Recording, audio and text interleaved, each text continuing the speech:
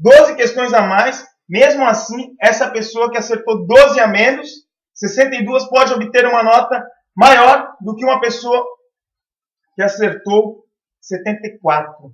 Vamos ver como. Aquele caso que eu falei, de conhecimentos gerais, a pessoa errou 6. A nota dela, como nós já vimos, foi para 8,33. Vamos pegar uma pessoa que errou 18 questões de direito. Olha a nota dela. Ela vai ficar com 10, certo? Em português, 10 em conhecimentos gerais e uma nota, se ela errou 18 de direito, ela vai ficar com uma nota de 5,263. Logo, a nota final dela será 25,63 dividido por 3. Daí uma nota final de, vamos ver aqui, de 8,421. Ou seja, a pessoa que errou lá 6 de direito ficou com 8,333 e a pessoa que errou 18 de direito, não, no caso lá, a pessoa que errou 6 de conhecimentos gerais ficou com uma nota de 8,33 e uma pessoa que errou 18 de direito ficou com uma nota de 8,421. Vocês terem uma ideia, no concurso que eu fiz, eu estou me baseando pelo concurso que eu fiz. Uma pessoa que ficou com 8,33 ficou em 835. E uma pessoa que obteve nota 8,421 ficou em 701. Ou seja, 730 e poucos, 700 não, 130 e poucas pessoas, 138 colocações de diferença. 133, 134, 130 e poucas a colocação de diferença entre a pessoa que obteve uma nota 8,3 e a pessoa que obteve uma nota 8,4. 121, né, para ser mais exato, e 8,333. E as pessoas falam, 1/10, não vai fazer diferença. Faz sim. Por causa de 1/10, menos de 1/10 nesse caso, você perdeu 100 colocações, 130 colocações por causa de 1/10. Tá vendo? Então, pessoal, eu quero frisar bastante isso. Não desprezem as questões de conhecimentos gerais. Estudem português, matemática, informática, com a mesma intensidade que vocês estão estudando direito e português. É muito importante isso. Vai fazer a diferença no final. Certo? Estudem com a mesma intensidade. Eu faria assim, se eu fosse vocês, eu faria assim. Se você se propõe a estudar, por exemplo, 6 horas de direito por dia, puxa 2 ali para conhecimentos gerais, né? Para toda essa parte de atualidades, informática e matemática, e estuda 4 de direito, 4 horas de direito e 2 horas de conhecimentos gerais. Não despreze, é importante. Vou frisar mais uma vez. Não desprezem as questões de conhecimentos gerais. Muito embora a gente sabe que na vida prática do cargo de escrevente, essa parte de conhecimentos gerais, matemática, informática e atualidades, você não vai usar muito na prática, né? Mas a VUNESP resolveu dar um peso maior para essas questões. Enfim, passada essa dica, vamos abordar um outro fato aqui que o pessoal fala, pô, Reginaldo, o concurso vai ser difícil pra caramba, é concorrido, não sei o quê. Esse concurso é o concurso para você passar. Se você quer ser escrevente técnico judiciário, esse é o concurso, velho. Esse é o concurso. Por quê? O meu concurso foi mais difícil do que o de vocês. Por quê, Reginaldo? Só porque você passou, o seu foi mais difícil? Não, pessoal. Não é porque eu passei. É porque o de vocês vai ser menos concorrido. Todas as pessoas que me perguntam, eu tento passar isso, né? Por exemplo, no meu concurso só tinha concurso aberto para capital. Então eu, que era um forte candidato, nem tanto talvez, mas eu era um bom candidato. Eu fui para São Paulo. O cara que estava estudando bastante tempo, que tinha grande possibilidade de ocupar um número de vagas e, né, futuramente aí exercer o cargo, que morava em Campinas, o cara que morava em Campinas, ele tinha uma grande capacidade, ele foi fazer em São Paulo. Quem morava em Guarulhos, nas mesmas condições, foi para São Paulo. Quem morava em Presidente Prudente foi para São Paulo fazer a prova. Quem morava em Ribeirão Preto foi para São Paulo fazer a prova. Ou seja, só tinha concurso aberto lá. Isso aumentou demais o nível de concorrência. Aumentou demais. Nesse concurso, qual é o diferencial? O diferencial é que o cara que é fodão, que está estudando pra caramba, que tem grande possibilidade de ocupar uma das vagas de Ribeirão Preto, esse cara de Ribeirão Preto vai fazer para a região de Ribeirão Preto. O cara de Santos, nas mesmas condições, com grande capacidade, vai fazer em Santos. O cara de Campinas vai fazer em Campinas. O cara de Guarulhos vai fazer em Guarulhos. O cara de São Bernardo vai fazer em São Bernardo. Ou seja, tá tudo distribuído. Isso vai diminuir muito o nível de concorrência. Só para a gente ter uma ideia depois a gente faz uma comparação. No concurso da capital que eu fiz, a nota de corte, né, para aqueles que foram fazer a segunda fase, foi 8,011. Vamos ver o próximo concurso quanto vai ser, e aí vocês me falam se realmente não foi menor.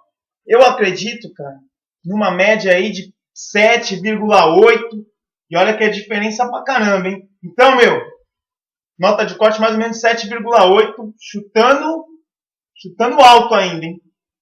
Essa é a minha opinião. Pode ser que não também. Mas, coloquem isso na cabeça. Esse concurso é o mais fácil, o concurso mais fácil de escrevente dos últimos tempos. Porque os anteriores não abriu assim de uma vez para um monte de comarca, certo? Abriu para Santos, depois abria para São Paulo, então todo mundo ia para Santos, todo mundo ia para São Paulo, todo mundo ia para Campinas. Agora não, abriu tudo junto, o nível de concorrência vai diminuir, e isso é bom para vocês que querem ocupar o cargo agora, certo? Passado isso, vamos para mais uma dica aí. Vamos falar aí do... Eu quero deixar claro para vocês que isso é um concurso de ensino médio. Muitas pessoas... Ô, Reginaldo, um monte de advogado vai fazer, um monte de gente formada em direito. E daí? Nesse concurso só vai ser pedido noções de direito. Não vai pedir nada demais. Não vai pedir natureza jurídica de alguma coisa. Não vai pedir nada disso. Certo? Vai pedir o quê? Você vai ter que saber o quê? O que está na lei. E o advogado, o cara que é formado, ele não sabe o que está na lei de cor. A diferença dele qual que é? Ele sabe interpretar o que está na lei e ele sabe, quando uma pessoa diz um caso para ele, um caso concreto, ele sabe onde buscar ali o direito material daquela pessoa. Essa é a diferença. Mas o advogado não tem de cor a lei, certo? Tanto que quando eu fiz o concurso, eu acertei 36 de 38 na parte de direito. E, nunca não fui advogado. Muita coisa que cai na prova de escrevente. Até hoje eu não estudei na faculdade. Como, por exemplo, o direito penal. Nós estamos ainda na parte dos crimes sexuais. E a parte de crimes contra a administração pública é depois, né? Por exemplo. E, no entanto, gabaritei direito penal. Mas tudo por quê? Tudo porque eu decorei, entendeu? Então, a questão aqui é decorar. Não interessa se o cara é advogado, não interessa se o cara é formado em direito. Você tem que pegar e decorar os artigos. Fazer o possível para decorar. Sem essa também de querer entender tudo e querer interpretar.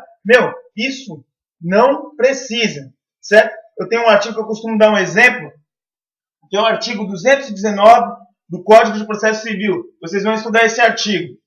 Fala da citação. A citação válida torna prevento o juízo, induz litispendência e faz litigiosa a coisa.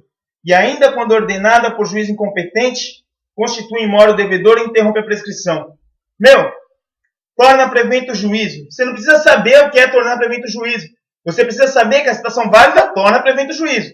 Independente de você saber o que é tornar prevento o juízo. Né? Interrompe a prescrição. Você não precisa saber o que é interromper a prescrição. Basta saber que a citação, ainda que ordenada por juiz incompetente, ela interrompe a prescrição e constitui in mora o devedor. Mesmo que você não saiba. É claro que a gente sabe que se por acaso você puder entender o artigo ou aquilo que está escrito, a assimilação fica melhor. No entanto, isso não é fundamental. O fundamental é você saber o que está escrito. Beleza? Não se assustem com a concorrência em relação a advogado e pessoas formadas em direito, certo? Ou estudantes de direito também. Se você tem um ensino médio e você se propõe a estudar, você vai ter grandes possibilidades de passar, independente de estar fazendo curso de direito ou não. Então, se você se inscreveu desanimado, não sei o que, faça o favor de se animar e vai atrás, porque você tem grandes condições, igual a todos. Todos têm a mesma condição, independente de estar estudando direito ou não. Beleza? Legal. Eu queria também aqui frisar que falar assim duas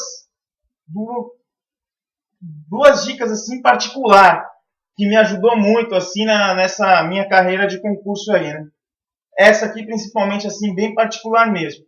Eu tenho amigos meus que nem é o Fernando, o Paulinho, o Márcio, a minha ex-namorada também, chegamos a fazer alguns concursos, e minha irmã, né? A gente sempre fez concursos públicos aí, né? Quando dava, a gente sempre se inscrevia para algum cargo bom. E o que acontece? Entre nós, sempre foi alimentado o espírito de competitividade. Se vocês puderem alimentar isso, o espírito de competitividade, alimentem. Isso é muito bom, porque chegava a época que eu ia fazer o concurso, e independente de eu passar ou não, eu não queria perder. Eu não ia perder para minha irmã, para o Fernando, para o Paulinho, para o Márcio, para minha ex-namorada. Não perdia. Eu ia para ganhar deles. E, consequentemente, isso era um estímulo para eu estudar. E, às vezes, eu conseguia obter o êxito. Qual que é o êxito? Passar no concurso. Então, o espírito de competitividade é algo que, para mim, ajudou muito. E se vocês puderem alimentar isso, de repente fazer uma aposta fora